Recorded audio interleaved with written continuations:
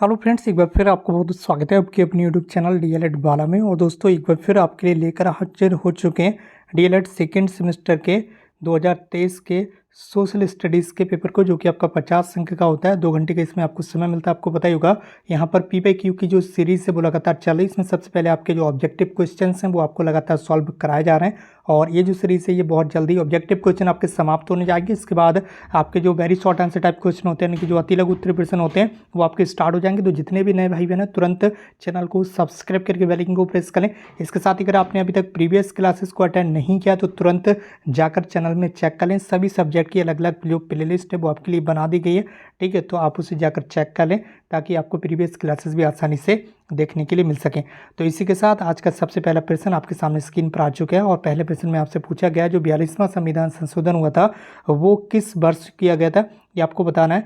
Option A आपको 1972, option B आपको 1976, option C आपको 1980, ऑप्शन डी आपका 1978। तो जो यहाँ पर 1976 में आपका जो संविधान संशोधन हुआ था, उसके 42वें संविधान संशोधन हुआ था 1976 में, ठीक है। तो इस सवाल का आपका राइट आंसर हो जाएगा ऑप्शन बी। आप देख भी सकते होंगे 42 में जो आपका संविधान संशोधन हुआ था, ठीक है, ये 1976 में किया गया था। इसे लघु संविधान के रूप में भी जाना जाता है, ये भी आपको ध्यान रखना है, ठीक है। किसे लघु संविधान के रूप में भी जाना जाता है, क्योंकि 42वें संविधान संशोधन में कई सारी चीज़ों को ऐड किया गया था, कई सारे चेंजेस किए गए थे संविधान में, जिस कारण इसे लघु संविधान संशोधन के रूप में भी जाना जाता है, ठीक है। इसके अलावा इस संशोधन के तहत भारतीय संविधान में 3 नए शब्द जो कि प्रस्तावना में जोड़े गए थे, समाजवादी, धर्मनिरपेक्ष और अखंडता, ये प्रस्तावना के अंतर्गत जोड़े गए थे। ये भी आपको याद रखना है, ठीक है।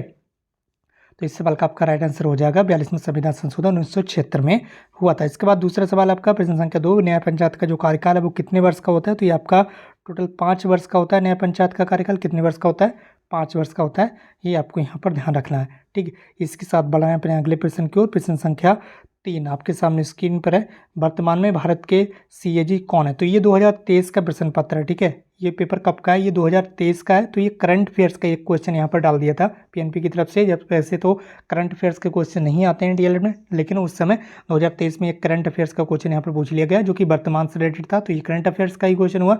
तो ये वर्तमान में सीएजी से रिलेटेड पूछ लिया गया कि उस समय यानी कि 2023 में जब प्रश्न पत्र आया था, आपकी परीक्षा हुई थी, तो वर्तमान का पूछा जा रहा है, यानी कि 2023 में जो आपके सीएजी थे, ठीक है, नियंत्रक एवं महालेखा परीक्षक कहा जाता है। इसे हिंदी में क्या कहा जाता है, नियंत्रक एवं महालेखा परीक्षक।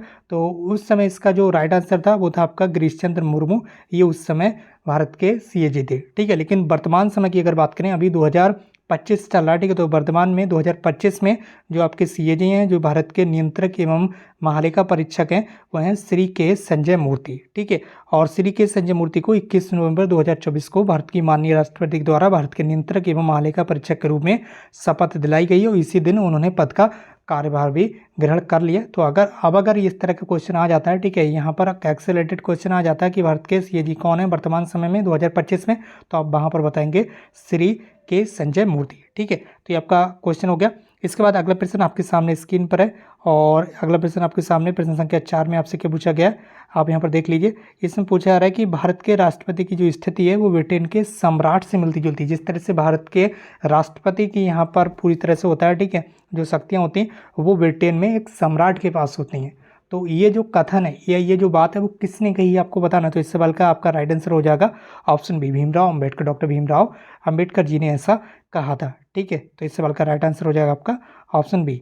इसके साथ अगला प्रश्न प्रश्न संख्या 5 आपके सामने स्क्रीन पर है। इसमें यह पूछा गया आपसे प्रश्न संख्या 5 में, सामंतवाद का जो पतन है वो किस सदी में हुआ था। जो सामंतवाद, ठीक है, जिसकी आपकी जमींदारी प्रथा जो वो यहाँ पर जो समाप्त हुई थी वो किस सदी में हुई थी। तो यहाँ पर 15वीं शताब्दी में इसका पतन हो गया था, ठीक है। इसमें बताया भी गया है, नीचे आप देख सकते होंगे।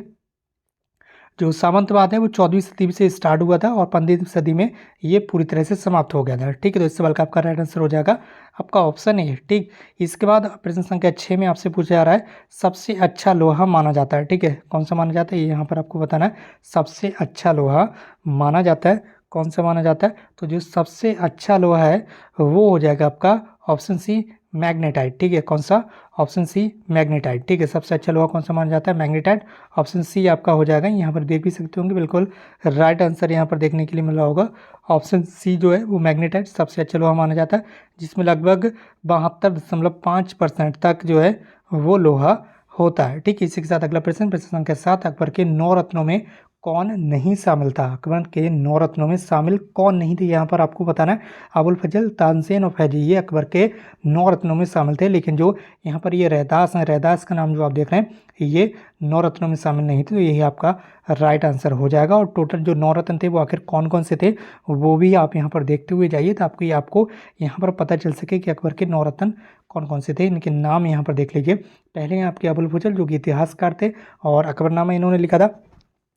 दूसरे आपके फैजी, जो कि राइटर थे, जिसकी पंचतंत्र, रामायण, महाभारत जैसी जो यहाँ पर कहानियाँ हैं उनका फारसी में इन्होंने अनुवाद किया था। तीसरे थे आपके वज्र टोडरमल, ठीक है, जो कि शेषासुर के दरबार में राजस्व मंत्री थे और अकबर के दरबार में मानक वजन, राजस्व जिलों और अधिकारियों को पेश किया गया, ठीक है।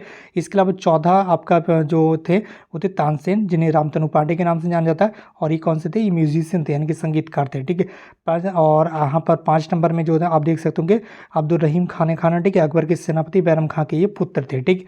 इसके बाद जो 6ठे नंबर के थे वो थे राजा मान सिंह, ये कौन थे? ये सेनापति थे, ठीक है। और 7वें नंबर में आप देख सकते होंगे फ़कीर अजियाउद्दीन, जो कि दार्शनिक और सलाहकार थे। अगर 8वें थे आपके बीरबल, बीरबल का नाम तो आपने सुना ही होगा, जो कि फेमस हैं बीरबल, ठीक है। बीरबल का नाम बहुत अच्छे से सुना होगा, बच्चा बच्चा जानता है अकबर बीरबल के किस्से।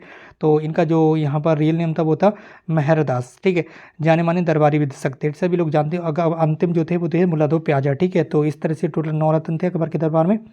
इनके नेम यहाँ पर आपको याद रखना है। अगर कहीं से भी पूछा जाता है तो फटाफट बता देंगे आप। प्रश्न संख्या 8 में आपसे क्या पूछा गया, आप देख सकते होंगे यहाँ पर। प्रश्न संख्या 8 में आपसे पूछा गया कि अलाउद्दीन खिलजी किसकी हत्या कर सत्ता प्राप्त किया था, ठीक है। जो अलाउद्दीन खिलजी था उसने किसकी हत्या करने के बाद सत्ता प्राप्त की, यानी कि गद्दी पर वो बैठा। तो उनने जो यहाँ पर हत्या की थी वो थी यहाँ पर अपने चाचा या जलालुद्दीन खिलजी की, ठीक है। और जो यहाँ पर खिलजी वंश की स्थापना की गई थी वो भी जलालुद्दीन खिलजी के द्वारा ही की गई थी। और इनकी हत्या कर दी गई अलाउद्दीन खिलजी के द्वारा, इनके भतीजे के द्वारा, जो कि इनका भतीजे था अलाउद्दीन खिलजी, इसने हत्या कर दी और फिर वो यहाँ पर खिलजी वंश की गद्दी पर बैठा। तो इस तरह से अलाउद्दीन खिलजी जो है वो खिलजी वंश का दूसरा शासक था और उसने अपने चाचा और ससुर तथा खिलजी वंश के जो संस्थापक थे जलालुद्दीन खिलजी, उनकी हत्या कर दी थी। ये यहाँ पर आपको ध्यान रखना है। उसके बाद 1296 में ये यहाँ पर शासक बना, कौन? अलाउद्दीन खिलजी, ठीक। तो इस तरह से आपका अगला प्रश्न आपके सामने स्क्रीन पर आ चुका है। प्रश्न संख्या 9 में आपसे क्या पूछा गया है? जौहर प्रथा के बारे में। ये क्वेश्चन रिपीट हुआ है, यहाँ पर ये क्वेश्चन रिपीट हुआ है, ध्यान दीजिएगा। जौहर प्रथा इससे पहले के प्रश्न पत्र में भी आपको देखने के लिए मिला था। जौहर प्रथा किस काल में प्रचलित थी? तो यहाँ पर आपको पता ही होगा ये राजपूत काल में प्रचलित थी। आपने याद भी कर लिया होगा कौन से काल में? राजपूत काल में, ठीक है। क्योंकि ये प्रश्न रिपीट हो रहा है, कई बार परीक्षा में प्रश्न रिपीट हो रहे हैं, ठीक है। तो आप अच्छे से देखते हुए जाइए, बहुत ज़्यादा प्रश्न रिपीट हो रहे हैं।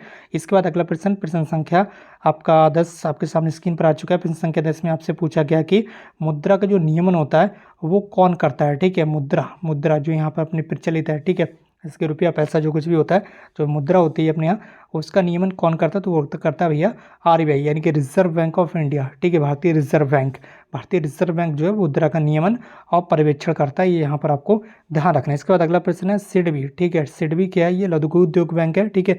तो यहाँ पर इस सवाल का आपका राइट आंसर हो जाएगा सिडबी का मुख्यालय। सिडबी का मुख्यालय यहाँ पर आपसे पूछा गया, तो भैया बता देंगे आप सिडबी का मुख्यालय कहाँ पर है? फटाफट बताएंगे।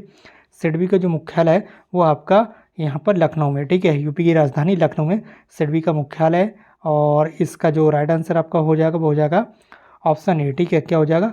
ऑप्शन ए इसका राइट आंसर हो जाएगा। लघु उद्योग एवं विकास बैंक के नाम से इसे जाना जाता है, फुल फॉर्म होती है इसकी लघु उद्योग एवं विकास बैंक। और इसका जो गठन है वो वर्ष 1990 में किया गया था, ये भी आपको ध्यान रखना है, ठीक है। तो इसका जो मुख्यालय है वो कहाँ पर है? लखनऊ में। इसी के साथ अगला प्रश्न आपके सामने स्क्रीन पर प्रश्न संख्या 12 है। अजंता में गुफाओं की जो संख्या वो कितनी है? वो है 30। यहाँ पर आपको याद रखना ऑप्शन डी आपका बिल्कुल राइट आंसर हो जाएगा, ठीक है। ऑप्शन डी आपका राइट आंसर हो जाएगा।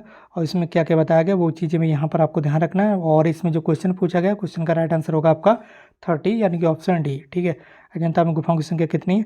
30, ठीक। इसके अलावा अगला प्रश्न प्रश्न संख्या 13, सबसे पहले जो भारत थे आने वाला चीनी यात्री था वो कौन था? ठीक है, वो था आपका फाहियान। कौन था? फाहियान, ठीक है, फाहियान था, ठीक है। कौन था? फाहियान था। सबसे पहले भारत आने वाले चीनी यात्री कौन था? फाहियान। उसके बाद कौन आया? हिंसुआंग आया। अब फाहियान का इसमें कहीं नाम ही नहीं है लिखा हुआ, तो आप फाहियान कैसे लगाएंगे? तो यहाँ पर जो ऑप्शन दिए हो आप ऑप्शन के अकॉर्डिंग लगा दीजिए, कोई दिक्कत नहीं, ठीक है। ऑप्शन के अकॉर्डिंग यहाँ पर लगा दीजिए। तो यहाँ पर आप डायरेक्ट आंसर लगा दीजिए हिंसुआंग, ठीक है। हिंसुआंग लगा दीजिए राइट आंसर, आप लगाएंगे राइट आंसर हिंसुआंग, क्योंकि फाहियान इस ऑप्शन में दिया हुआ है ही नहीं, ठीक है। फाहियान जो कि सबसे पहले आया था, चीनी यात्री था, और ये 405 से 411 ईस्वी के मध्य आया था, ठीक है। तो इसका नाम यहाँ ऑप्शन में दिया हुआ है नहीं, ठीक है। फाहियान का नाम यहाँ कहीं ऑप्शन में दिया हुआ है नहीं। तो फाहियान के बाद कौन आया था? हिंसवांग आया था 630 से 645 ईस्वी के बीच, ठीक है। तो हिंसवांग यहाँ पर दिया हुआ है, तो आप ऑप्शन के अकॉर्डिंग ही लगाएंगे, ठीक। तो यहाँ पर इस सवाल का आपका राइट आंसर हो जाएगा हुएनसांग, ठीक है, हुएनसांग, ठीक है। अगला प्रश्न आपके सामने स्क्रीन पर आ चुका है। प्रश्न संख्या होगा आपका ये 14 नंबर का, 14 नंबर का ये आपका प्रश्न होगा। ये यहाँ पर आपको ध्यान रखना है। तो यहाँ पर कुछ और चीज़ें भी देख लीजिए। मेगास्थनीज चंद्रगुप्त मौर्य के शासनकाल में भारत आया और इंडिका नामक इसने पुस्तक भी लिखी थी। ये भी प्रश्न कई बार परीक्षा में पूछा था, इंडिका नामक पुस्तक किसने लिखी थी, ठीक है। या मेगास्थनीज की जो रचना है उसका नाम क्या है, तो यहाँ पर आप याद रखेंगे इंडिका, ठीक। अगला प्रश्न है प्रश्न संख्या 14 में आपसे पूछा रहा है कि भारत में सर्वाधिक वर्षा कहाँ पर होती है। तो इस सवाल का अब आपका राइट आंसर हो जाएगा ऑप्शन बी, मासनराम, ठीक है। कहाँ पर होती है सबसे अधिक वर्षा? मासनराम में होती है। कहाँ पर? मासनराम में होती है, ठीक है, सबसे अधिक वर्षा। पहले चेरापूंजी होता था इसका आंसर, लेकिन अभी ये चेंज हो चुका है और अब जो वर्षा होती है वो मानसनराम में होती है। तो यहाँ पर आप राइट आंसर जो लगाएंगे वो लगाएंगे आप ऑप्शन बी, ठीक है। ऑप्शन बी आपका बिल्कुल राइट आंसर हो जाएगा। इसके साथ अगला प्रश्न आपके सामने स्क्रीन पर है। सूर्य का जो प्रकाश है वो पृथ्वी तक पहुँचने में कितना समय लगता है, ठीक है, कितना समय लगता है? 8 मिनट और लगभग 16 सेकंड का जो समय है वो यहाँ पर आपका लगता है। 8 मिनट 16 सेकंड का जो समय है वो पृथ्वी तक पहुँचने में लगता है। सूर्य का जो प्रकाश है पृथ्वी तक पहुँचने में कितना समय लगता है? 8 मिनट 16 सेकंड, ठीक है। ये प्रश्न भी यहाँ पर रिपीट हुआ है, तो ये भी इंपॉर्टेंट क्वेश्चन आपके लिए। मैं कई बार बता चुका हूँ, कई बार प्रश्न रिपीट हो जाते हैं परीक्षा में। अगर आप प्रीवियस ईयर ये जो PYQ की सीरीज़ आपके लिए चल रही है, अगर आप इसे पूरा देखेंगे तो 99% आप किसी भी सब्जेक्ट में फेल नहीं हो पाएंगे, बैक नहीं लग पाएगी। तो PYQ सीरीज़ को पूरा अटेंड कीजिए। अभी आपके ऑब्जेक्टिव क्वेश्चन की सीरीज समाप्त हो रही है, अगले 2-3 पेपर और रहेंगे। इसके बाद आपके जो very short answer type question होते हैं, जो अति लघु उत्तर प्रश्न होते हैं, वो आपको सॉल्व कराए जाएंगे। तो इस सवाल का आपका राइट आंसर हो जाएगा 8 मिनट 16 सेकंड, ठीक है। तो 8 मिनट 16 सेकंड तो यहाँ कहीं पर दिया हुआ है नहीं, ये तो 5 मिनट दिया हुआ है, 6 मिनट दिया हुआ है, 4 मिनट, तो ये तो वैसे कट जाएगा।